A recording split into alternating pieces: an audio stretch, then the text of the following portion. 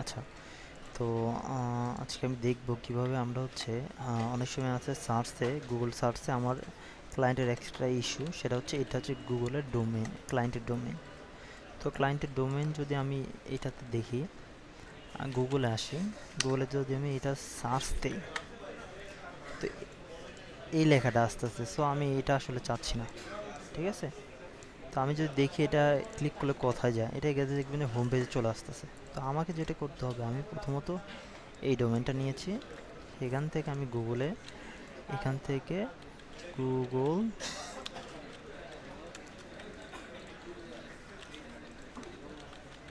Google console search এখানে চলে আসছে। তো এখান থেকে স্টার্ট নাও থেকে এই স্টার্ট নাও করলে আমি একটা অপশন পাবো এখানে, প্রিফিক্স নামে, মানে ইউআরএল।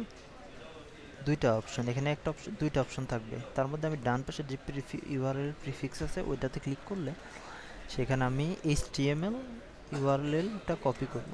ঠিক আছে, কপি করে আমরা যেটা করব, এটা মেটাতে বসাই দিত। আমি কি করেছি, এখানে একটা প্লাগইন ইউজ করেছি এখানে স্নিপিটের।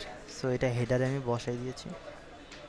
তো এটা করা যায়। আর আমার যেটা এখন মেইন লাগবে সেটা হচ্ছে আমি এই যে টাইটেলটা চেঞ্জ করব। তো চেঞ্জ করার জন্য আমি এখানে জিপিটিকে একটা প্রম্পট দিয়েছি, সেটা হচ্ছে please write the meta title. Meta title যে চেঞ্জ করবো এবং মেটা ডেসক্রিপশন নিয়েছি। Okay, and note follow the Yoast SEO plugin instruction, focus keyword হচ্ছে দিস।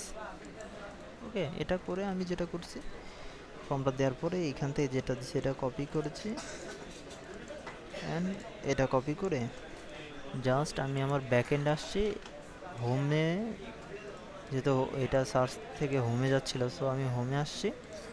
হোম থেকে এখানে ইউএসটা এসিও যে প্লাগইনটা আমি ইনস্টল করেছি সেটা হচ্ছে এখানে ফোকাস কি দিয়েছি এটা, আর আমাদের এসিও টাইটেল এটা, ডেসক্রিপশন এটা।